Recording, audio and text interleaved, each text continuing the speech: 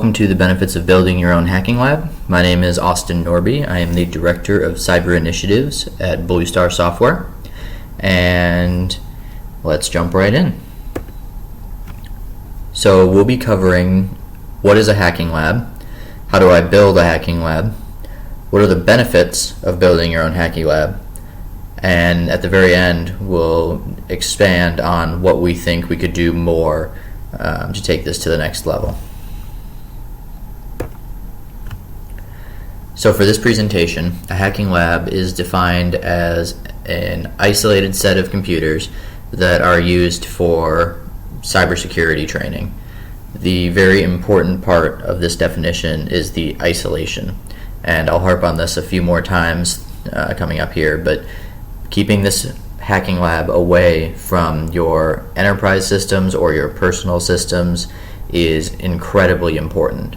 You don't want any of your personal information to be compromised during your cybersecurity education, and even more so, you don't want any enterprise information compromised during any employee's cybersecurity education. So like I said, isolation is very important.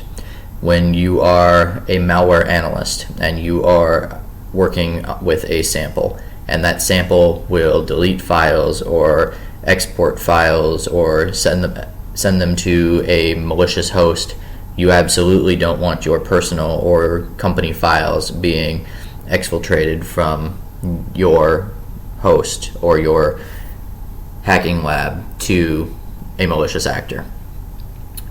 If you're a penetration tester and you are setting up multiple vulnerable hosts that you are going to attack and exploit, you absolutely don't want your personal documents, your enterprise documents, to be attached to those vulnerable hosts or within those vulnerable hosts, so other malicious actors could break in the same way you would be breaking in and then steal those documents. So that's what a hacking lab is. So now, how do we build one? Well, to be punny, to virtualize or not to virtualize, that is the question. But really, you should virtualize. Virtualization has become such an important part of computing nowadays that it, in my opinion, seems silly to not take advantage of it, especially in this context where there will be multiple times where you'll want to reset or restart or reboot an individual computer when you have compromised it or infected it. There are some situations where you might want to use physical hardware, and I'll explain those in just a second. But 99 times out of 100, virtualization will be the solution for you. So what is an example of a time where you wouldn't want to use virtualization? One example would be if you are working with hardware or an exploit that has to do with hardware. Think Spectre, think Meltdown, that are very specific towards the type of CPU or the type of hardware or the type of motherboard, or maybe you're looking at some company has an alleged rootkit that it comes standard with their systems, and you want to identify if that rootkit really exists in the laptop or in the server. Well, virtualizing the operating system isn't going to help you there if the rootkit is below that. So that would be an example of you really want to set up a hacking lab to deal with that specific scenario. You're going to need physical hardware to identify and to understand those scenarios. You could also think maybe kernel level exploits that have to deal with a very specific hardware. That might be another situation, but those are very specific, and for the aspiring cybersecurity specialist, probably not what they're going to need going from zero to hero. So now virtualization. Virtualization is a great solution for every cybersecurity employee, and that is because of the forgivingness when learning. When you are practicing and resetting boxes and exploiting computers and all of this while you're learning, you're going to mess up, you're going to make mistakes, and virtualization allows you to roll back, to redo, to undo whatever mistakes or compromises or issues you had. Just get rid of them, roll them back, and now you have a clean slate to practice again. So there are many virtualization products. I'm not going to pick a particular one to say one is better, one is worse. There are some that are free, there are some that are paid, there are some that are based in the cloud. You will have to identify which one fits your personal or enterprise needs, and take into account budget, take into account support, take into account whether or not you or your employees have experience with that virtualization solution. But either way, definitely consider virtualization for part of your hacking lab, simply because it allows for repeatability and ease of use during training. Okay, so we know how to build it roughly. We know why it's important and what it is, but what does each lab look like? What are some examples of labs that we could set up for our employees, or for myself if I wanted to learn how to be a malware analyst, or I wanted to learn how to do something specific? What's an example of a lab that we could do? And I have come up with 3 examples of different cybersecurity work roles and labs that could benefit those individual work roles. The 3 work roles are an intrusion analyst, a malware analyst, and a penetration tester. And if you guys have questions later on down the road about, well, what about this specific role, or what about this type of lab, what would that look like, and what do you think about this, I can address that later on. But for now, we're going to deal with these specific roles and go from there. So we'll start with the intrusion analyst. The intrusion analyst, the point of this position within the cybersecurity industry is to identify if and when an intrusion has taken place. There might be another name for this at your company, or it might have a different title, or maybe slightly different work, responsibilities. But this idea of a job, which I am calling an intrusion analyst, is what we'll be talking about for this example. So an intrusion analyst needs to identify if there has been or an intrusion, or if there is currently an intrusion. They want to understand if any information was taken from the network. They want to understand how the attacker got in. They will then probably provide samples to a malware analyst, or they'll write up a report to an executive. But these are really a blue team side of the cybersecurity workforce that really try to understand the attack process. So to set up a hacking lab for them, you really need a gateway, router, and a firewall at the very edge. That's kind of the first line of defense for any company or any individual. You have a way to the internet, and you have some ports locked down for specific traffic you're choosing to allow in and out of your network.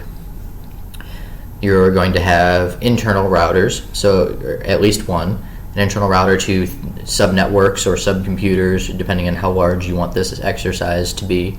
And you're going to want to monitor traffic going between those networks, between the networks and outside of the network. For this specific example, I would say you get some source code in different languages, and part of the exercise will be trying to use your monitoring tools to identify if source code had been taken from a system. If you're looking for common strings, maybe if you're looking for a Java function declaration in the traffic, you could say, hey, there's a chance a Java file just went out into the world. Or maybe C or C++, you're looking for a specific string, an include statement, or function will be there, or even a comment in some of the source code that you've worked with your developers and security team, and that if you see this unique set of string, this unique bit pattern leaving, that the source code has been compromised. You also probably want some HR documents. These are going to be less technical, more like resumes or personally identifiable information that might be leaving if an attacker were to get in.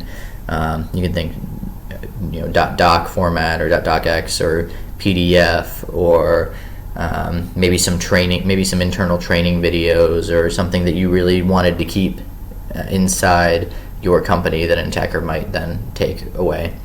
And lastly, for a little bit of extra challenge, setting up an executive subnetwork, or think of like the president's box or the CEO's box of a company, and they're going to have a little more scrutiny and a little more security, and see if you can use your monitoring tools along with those monitoring tools to identify if an attacker was able to compromise that host and steal emails or information that even the rest of the company isn't privy to. So the lab will look something like this. So as you can see, the internet, I put it in quotes, obviously don't connect this to the internet, but this will be potentially where an attacker would sit, or if you're going to play both sides, you're going to play the attacker and the defender, you could put your attacking box, quote, on the internet. The gateway router, as I mentioned, is your way into the network. That can be a standard gateway router. You could set up some rules on that if you'd like to. I recommend setting up some basic firewall rules that makes it more like a real life situation, but it also makes it harder if you're playing the attacker role.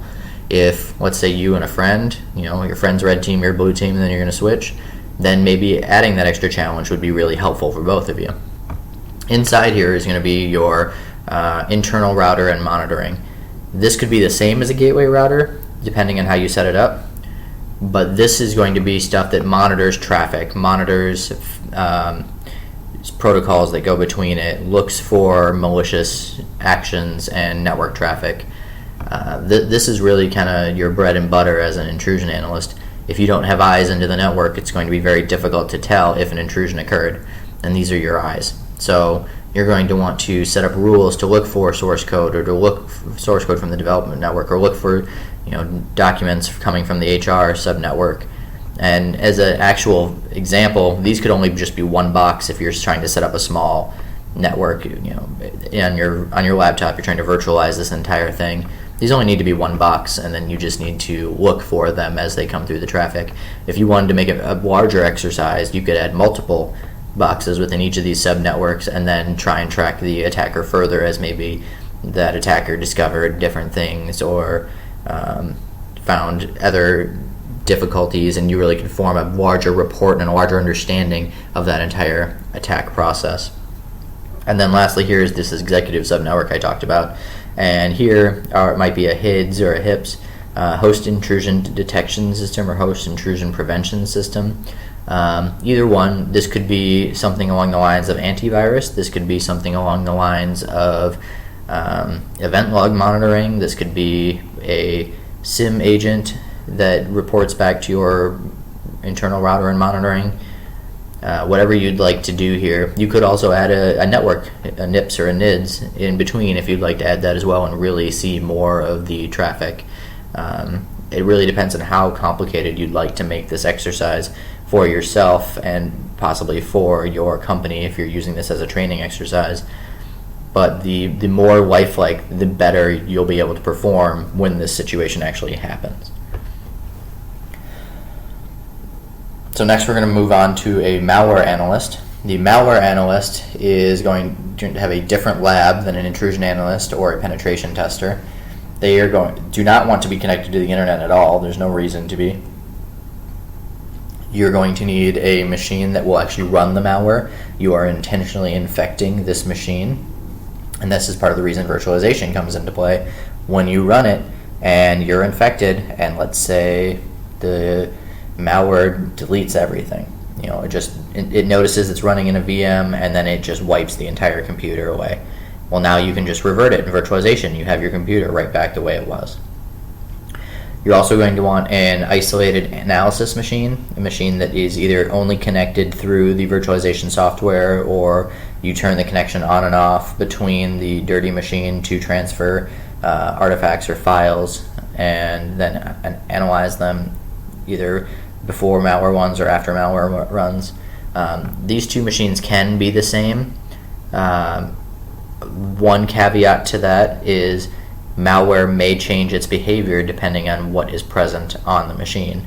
If malware looks for antivirus and decides not to run, or if malware looks for sysinternals tools and then decides not to run, you're not going to get an accurate report of what that malware is really doing. And as a malware analyst in training, using this hacking lab to better yourself, you're not going to be as qualified because the malware, you might think it's not malware, well, it's not actually doing anything.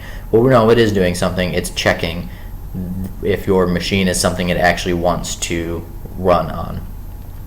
And static and dynamic analysis can figure that out, or maybe you already have some idea of what it does and you're really just testing it on this hacking lab. So either these can be the same, it's totally up to you. Just make sure to take into account the way the malware actually runs, and don't just assume that by combining these two machines that it will run the exact same as if it were to run, as separate machines.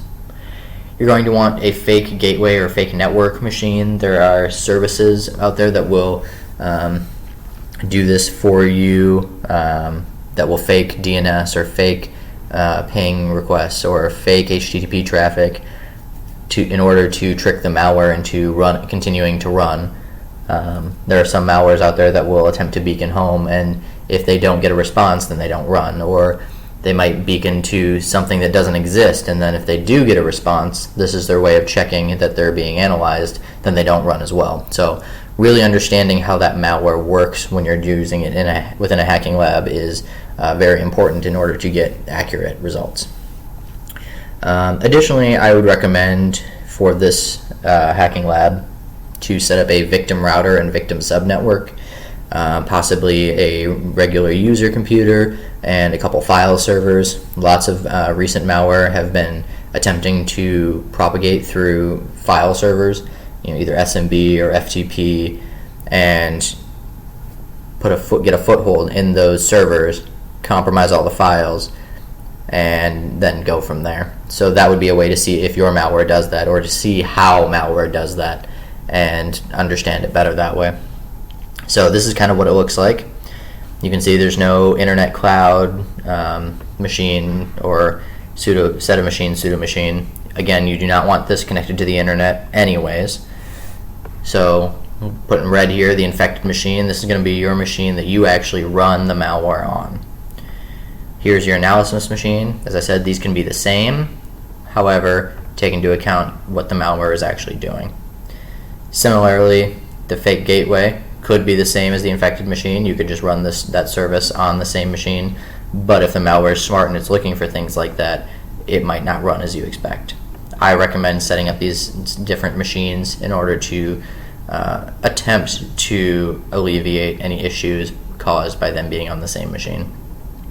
It does increase the amount of work to set up, though, so it is understandable if you wanted to limit it to one machine.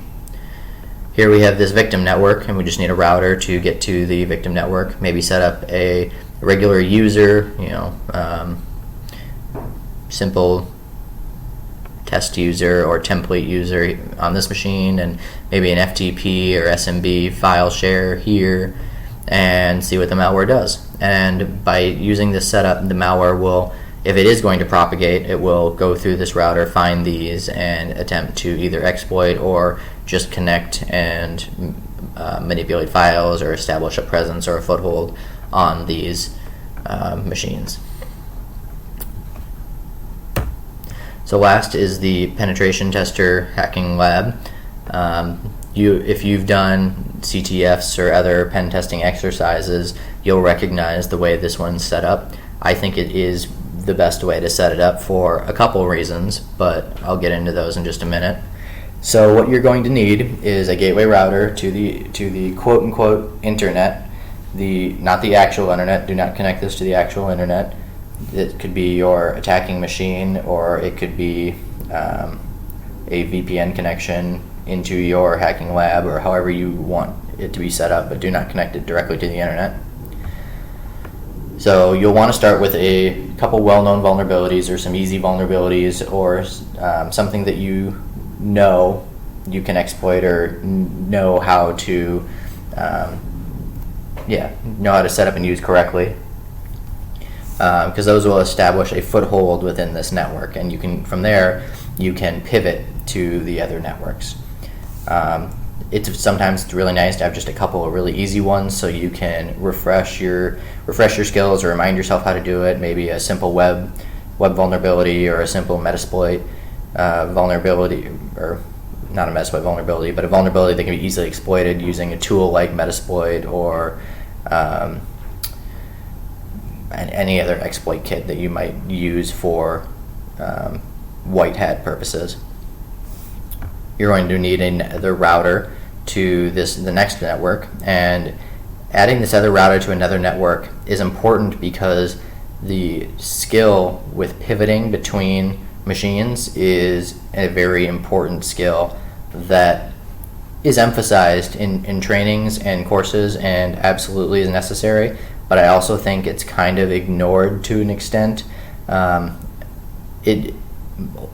would say some people wouldn't know how to do it without the tools that they were given, such as a built-in, a company provided payload or a open source payload that does the pivoting for them. I would recommend finding different ways to do that during this kind of lab, and then really understand how pivoting works, as you'll definitely need it as a penetration tester, and that's what adding this other network will do.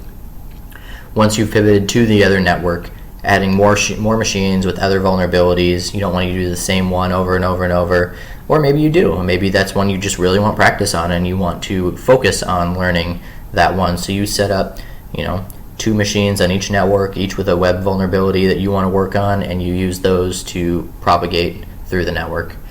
It really is up to you. When I give these examples, they're by no means authoritative, exhaustive.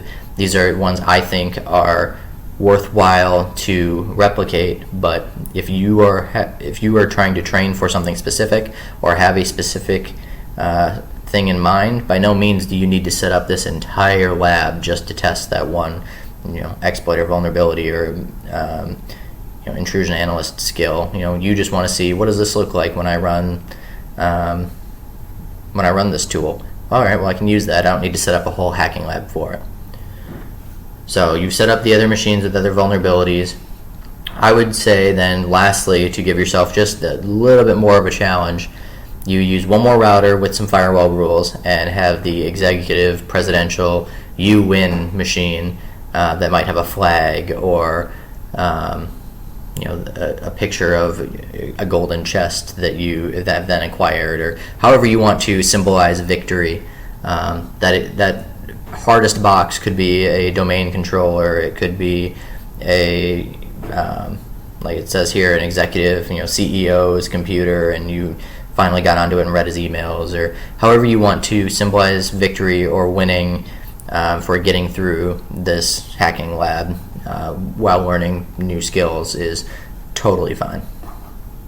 So this is an example of what it might look like.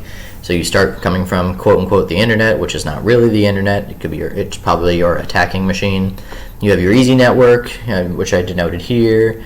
You then would pivot from one of these boxes through to the next harder network, and then lastly pivot from one of these boxes through the firewall to the winning machine or the executive machine, or however you want to call it.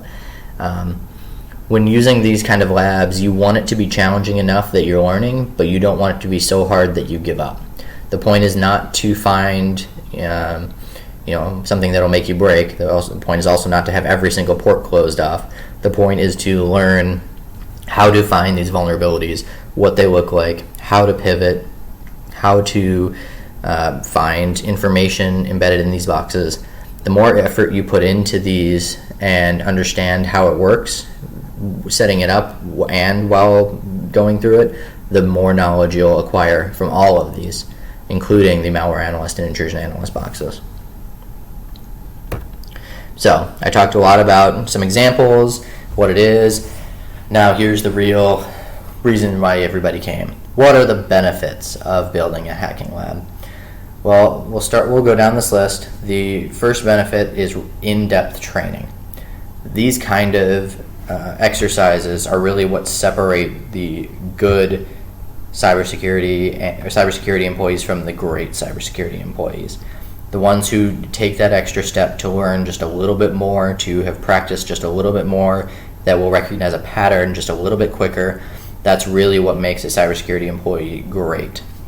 And really learning as much as you can about your little niche, whether you're a malware analyst or you're an intrusion analyst or you're even a network admin or sysadmin or domain administrator, whatever it is, you're involved in the cybersecurity industry. Really learning the in-depth part of your niche of cybersecurity will make you a great employee versus just a good one. The next one, breadth training. This is kind of the opposite of depth. If you wanted, let's say you are an intrusion analyst, and you've loved being an intrusion analyst. It was a great time. You spent 10 years doing it, but now you want to see how the other side of the house does things. But in order to do that, you need experience. So, as an intrusion analyst, you then set up the red team or penetration testing hacking lab, and you practice using those tools that might be used by your companies or your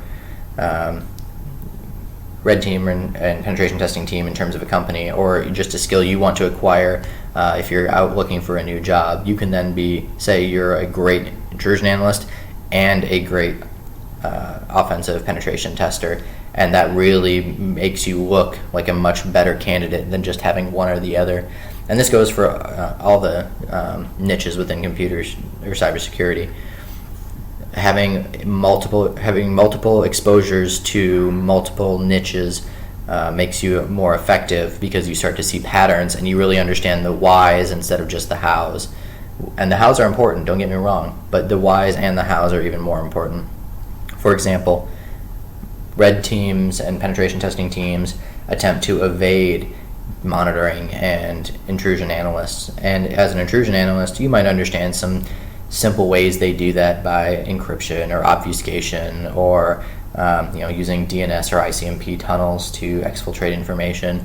But you might not know how to do that yourself, or you might not know why they pick a certain action over another one. And going to that other side of the house as a penetration tester, and you then compete against intrusion analysts, you start to understand why one technique works over another, or why one's favored over another, and that breadth is really what would make you a much better cybersecurity employee.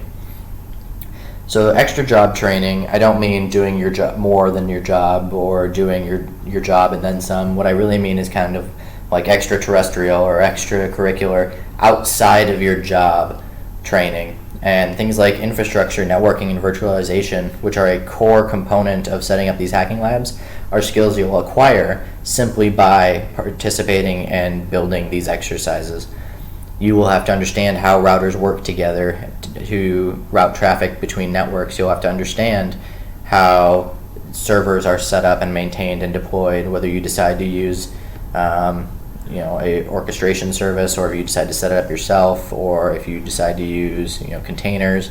You'll have to understand what that infrastructure looks like and be able to maintain it. And of course, virtualization. You'll learn about virtualization. You won't be writing your own virtualization solution, but you'll be understanding snapshots and where to save certain components of the virtualization, and how to restart or redeploy images.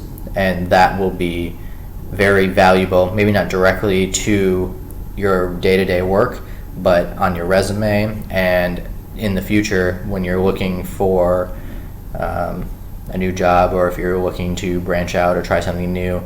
It kind of falls in line with that breadth. You have something that sets you apart from potentially other cybersecurity employees. Well, yeah, I'm a great intrusion analyst, but I don't have any experience with virtualization. Or I'm an awesome penetration tester, but I've never set up a router. That kind of thing. Having this extra job training will just give you that little bit of an edge and increase your general knowledge of the cybersecurity industry. The next benefit is custom or user-generated training. So these trainings are going to be made by someone or purchased, which in the next case it was made by somebody else, that you can use them for very specific scenarios. There are companies that will do capture the flag exercises. Those are all custom to either make a point or teach a skill, or to welcome new individuals into the cybersecurity industry by giving them introductory exercises. Those have a purpose, and those can be reused and repeated down the line for other new entry cybersecurity employees, or let's say you at your company had a very interesting intrusion and you wanted to document that for all your intrusion analysts in the future. You could take what you've learned and recreate a lab mimicking that unique intrusion, and then teach all of your analysts from that lab all the skills that were acquired and learned during that entire intrusion analysis process. And that would mean that information isn't lost when employees leave or isn't forgotten, and then the company is able to be compromised again by that same style of intrusion. It can also be custom. I mean, these have been mentioned to be custom, but custom in terms of for you yourself. If you are great at privilege escalation on a Linux system, but you don't know how to do it on a Windows system, or let's say you want to learn more network-based attacks rather than just local privilege escalation, you can design those hacking labs just to focus on those techniques and skills that you want to develop, and that will help you, again, build your understanding and knowledge of that niche within cybersecurity. And lastly, hiring exams. These are a definite win-win for employees and companies. When a company hires an employee, they want to know that the individual can do the job they say they can do. They could have a great interview and a great resume, but then not be able to actually perform on the job. Or they could could go the other way as well. They could have an awful interview and an awful resume, but they're incredibly capable. And depending on your company's needs and desires and policies, you can make a more informed decision by saying, hey, we'd like to see if you can accomplish this task which you'll be doing on a regular basis, and then make a hiring decision from there. Additionally, the employee gets that same benefit. If, let's say, they're having an off day and they miss their cup of coffee and they're real tired during the interview and not as sharp as they'd like to be, that hands-on exercise, they can show them that they really are capable, even if they were only half awake.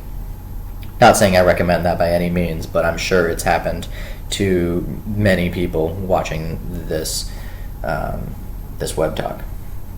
So, at this point, there might be some skepticism. Well, yeah, that's great, Austin. How do we know what you're saying is true? Why should we believe you? I did this once and got burned. My company had to shut down a hacking lab that they made because people abused it. Yeah, those things probably could have happened. I did not conduct a double-blind, peer-reviewed experiment for this talk.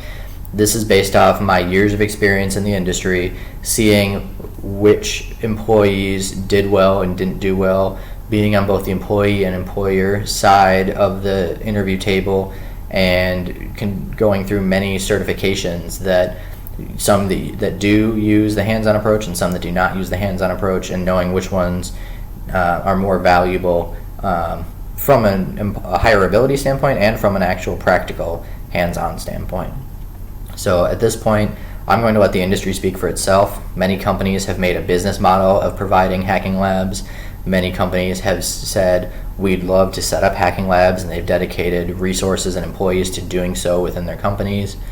And I think based off the bug bounty niche that's coming up and the willingness of companies to let penetration testers attack their systems and really understand what's going on, I think these hacking labs are very important and will continue to rise in importance over the next few years. So, as a summary, hacking labs are a very important part of cybersecurity education. Both individuals and companies can benefit from them, as I've talked about.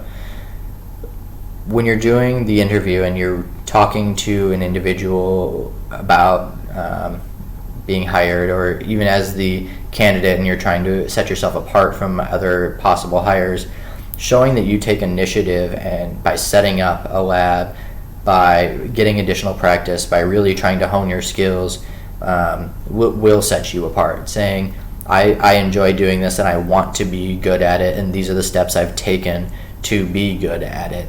That will absolutely show your employer that you care and are passionate about this, and will show that you have hands-on skills that can be applied for their work. So lastly, I will wrap up with a quote by Will Durant, paraphrasing Aristotle. "We are what we repeatedly do. Excellence, then, is not an act, but a habit." Thank you guys very much.